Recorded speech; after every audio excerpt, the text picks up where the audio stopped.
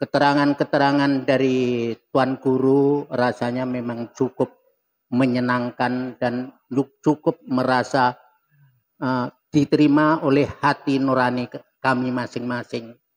Tapi ada sedikit kira-kira kan tentang pernikahan Adam dan Hawa. Pada waktu pernikahan Adam dan Hawa di surga itu dinikahkan oleh Allah SWT. Tapi nikah yang kedua, tadi keterangan guru, di mana dan kapan kira-kira kan waktunya pernikahan itu dilaksanakan. Inilah yang menjadi tanda tanya dalam hati nurani kami. Maka untuk ini dapatlah hendaknya Tuan Guru menjelaskan yang seluas-luasnya kepada kami supaya menjadi ilmu juga kepada kami. Sekian dan terima kasih. Assalamualaikum warahmatullahi taala wabarakatuh. Waalaikumsalam warahmatullahi wabarakatuh. Abah bertanya, kalau dulu Nabi Adam dan Siti Hawa dinikahkan oleh Allah, maharnya apa? Sholawat Nabi. Kenapa sholawat Nabi? Karena Muhammad Rasulullah itulah raja-rajanya manusia.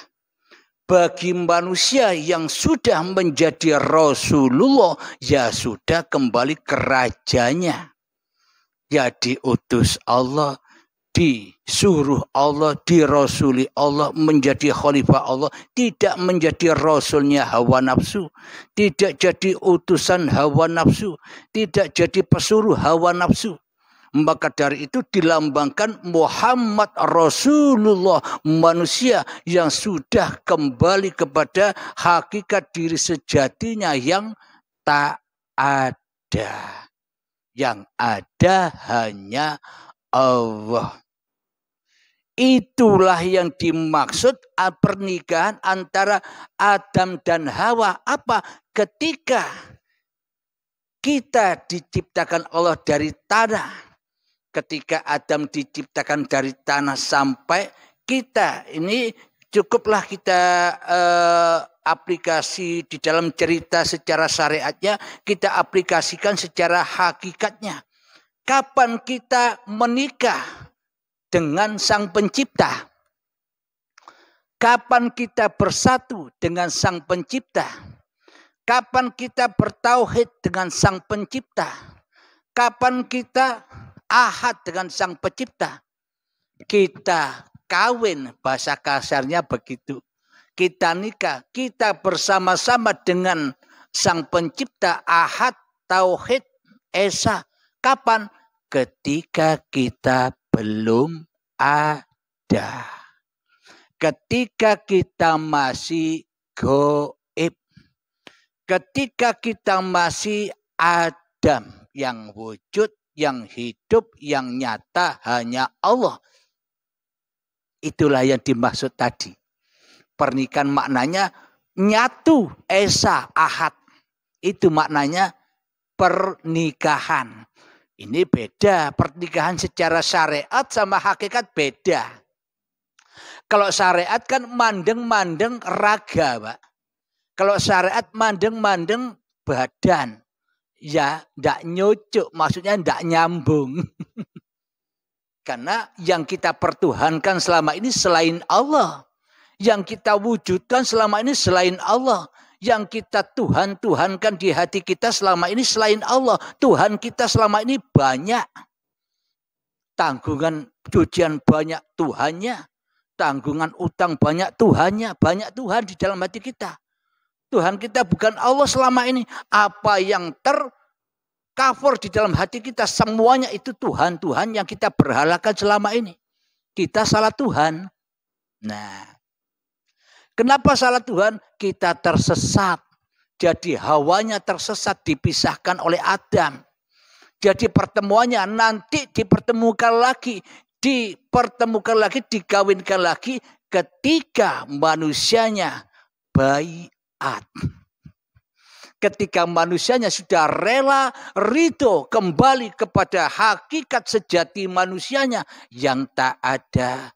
Ketika kita sudah rela ridho kembali kepada hakikat diri manusianya yang tak hidup, tak kuasa, tak bisa apa-apa. Hanya Allah yang membisahkan apa-apa. Muhammad, bukan kamu yang lempar, aku yang lempar. Inilah tanda Muhammad sudah ahad dengan Tuhannya, sudah ketemu.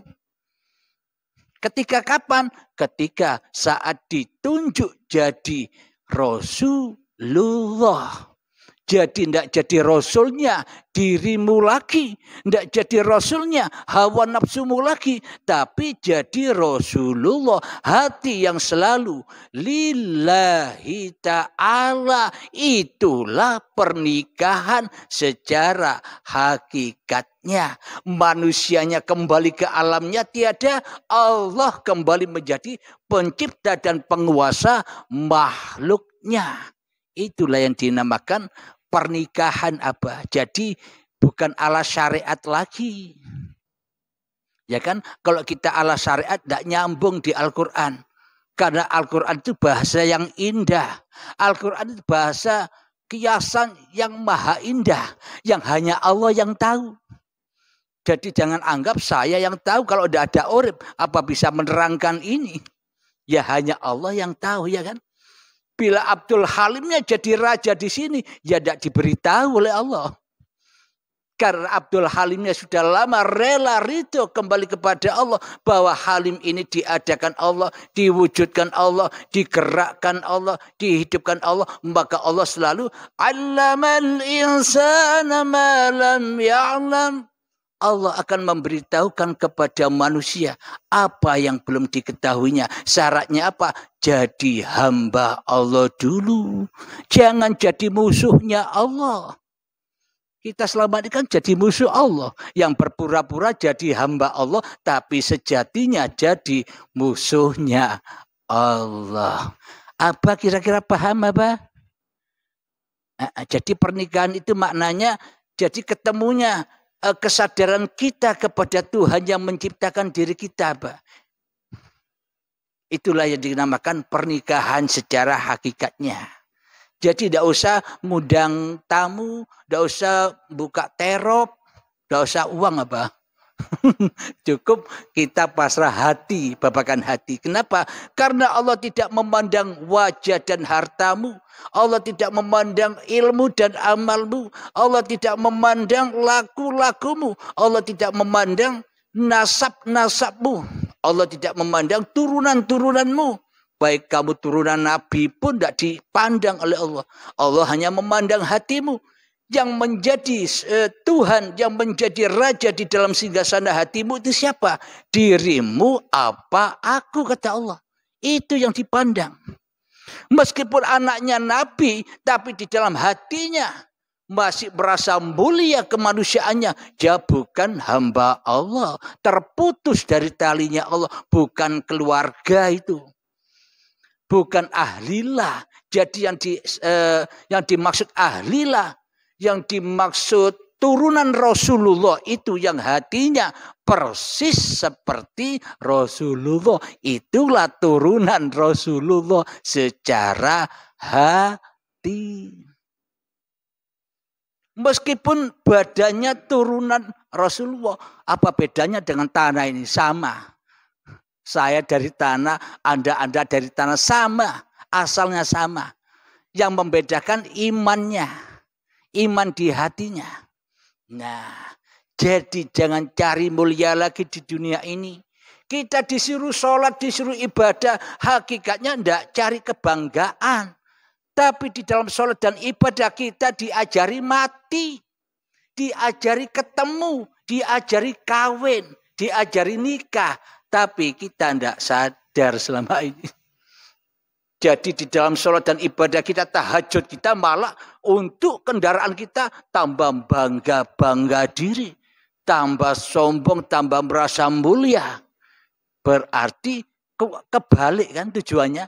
Disuruh sholat, disuruh ibadah, disuruh puasa supaya kamu bisa mati. Kok tambah hidup? Kok tambah murup genini? Kok tambah barak apinya? Ya kan? Kenapa? karena salah Tuhan. Alhamdulillah. Abah, surganya itu di mana, Abah? Di atas surganya Allah. Iya. Iya, alhamdulillah. Kira-kira jawabannya bisa terpuaskan di hati apa? Alhamdulillah. Sobat-sobat yang lain bisa puas dengan jawabannya? Ibu-ibu sudah apa masih bingung jawabannya? Mudah kan? Alhamdulillah. Ibu, mudah dipahami ya? Ada pertanyaan kira-kira? Ada? Jangan malu-malu tanya apa siapa ibu itu. Alhamdulillah. Ada pertanyaan lagi kakangku Kang Mas Rustam, Haji Rustam, ada pertanyaan? Tidak ada. Bu Haji Rustam ada pertanyaan? Umi? Bu Haji Yayu ada? Iya, alhamdulillah. Kira-kira ada pertanyaan lagi apa? Enggak apa-apa, Pak. Dilanjut, Pak. Ini, Pak. Ada yang lain biar bertanya dulu. Mungkin ada yang lain pertanyaannya. Biar ramai. Iya, langsung aja. Langsung aja. Langsung aja. Kira-kira apa lagi yang mengganjal jadi apa? Surga di mana sih?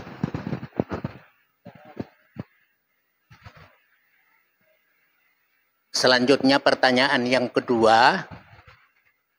Saya tujukan kepada Kiai, dapatlah hendaknya menjelaskan kepada kami, yaitu tentang Hawa tadi yang dikatakan Hawa itu adalah perempuan. Tadi ada disebutkan yang saya dengar tadi kan.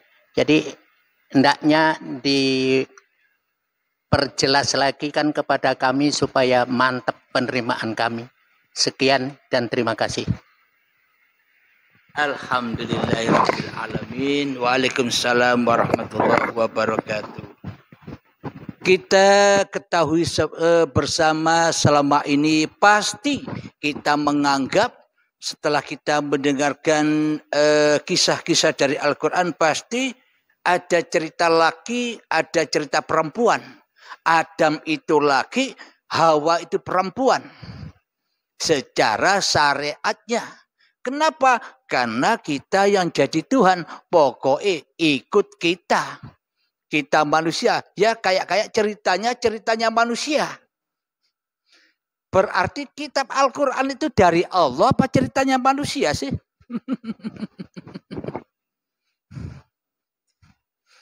Tapi selama ini seolah-olah kita memahami Al-Quran ala manusia. Jadi disosok-sosokkanlah cerita-cerita itu. Adam sendiri, Hawa sendiri, malaikat sendiri, setan sendiri, iblis sendiri. Banyak perannya. Tapi yang berperan di semua itu ya uripe Allah. Kalau tidak ada uripe Allah, tidak ada Adam, tidak ada Hawa, tidak ada malaikat, tidak ada setan, dan tidak ada manusia. Alhamdulillahirabbil alamin. Jadi memang lumrahlah bagi kita manusia pahamnya ya paham manusia, Al-Qur'annya ya Al-Qur'an manusia. Akan tetapi Al-Qur'an itu dari Allah bila ditinjau dari pemahaman Allah, Adam dan Hawa. Jadi selama ini kan kita belajar di dalam agama Islam sudah diajari sejak kecil Allah wujud kita baqa muhalafatul hawadisi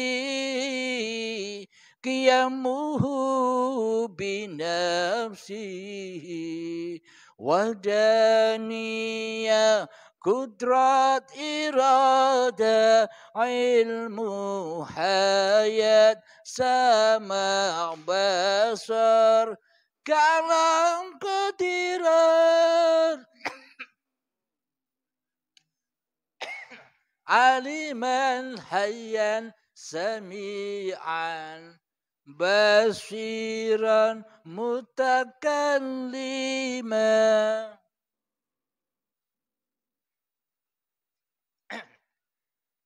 Yang pertama, Allah wujud.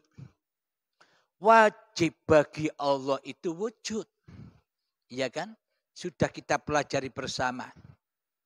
Kebalikan sifat muhalnya Allah apa?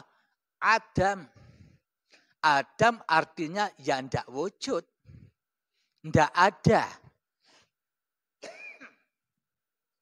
Tapi selama ini posisi kita jadi Allah apa jadi yang tidak ada?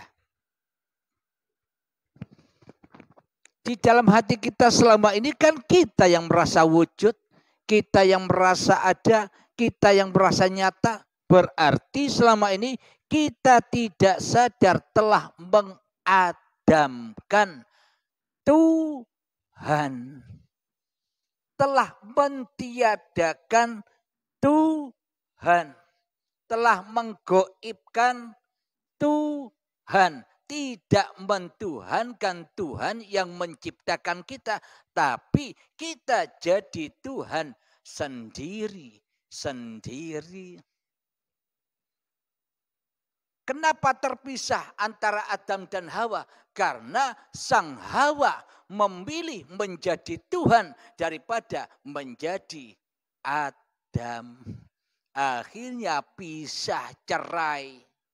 Firok karena beda paham. Hawa nafsunya dilambangkan perempuan ini kalau diluruskan akan pecah karena tulangnya bengkok. Maknanya selalu cenderung ke dunia. Jadi maknanya Hawa itu ya sama, laki perempuan ya Hawa. Secara syariatnya kan begitu. Tapi secara hakikatnya Hawa itu ya manusia yang masih menjadi Tuhan di hatinya pasti cinta kepada dunia daripada cinta kepada Tuhan yang menciptakan dunia. Jadi maksudnya Hawa itu apa? Hawa nafsu itu kan dimiliki oleh laki dan perempuan apa? Itu yang dimaksud Hawa. Hidup itu laki apa perempuan? Tapi hidup menghidupi laki dan perempuan, ya itulah Hawa. Yang selama ini ngaku-ngaku jadi Tuhan tapi rakroso. Jadi kapan dikawinkan lagi, dipertemukan lagi? Ketika manusia sudah sadar. Inna lillahi wa inna ilaihi roji'un. Ketika manusia sudah sadar dari mana ia datang dan sadar kemana ia akan kembali. Awalnya tidak ada, kembali tidak ada. Itulah hakikat insan kamil, manusia yang sempurna. Kenapa? Sudah tidak ada bayangan manusia lagi. Karena yang ada hanyalah al-insanu sirri wa ana sirruhu. Hanya Allah lah yang merahasiai manusia. Alhamdulillahirabbil alamin. Bisa dipahami apa? Alhamdulillah. Jadi yang dimaksud Hawa itu secara syariat ya Siti Hawa. Siti Hawa, Hawa yang dari tanah. Jadi cenderungnya cinta kepada tanah. Kenapa? Karena semua dunia itu kan berawal dari tanah. Emas dari tanah.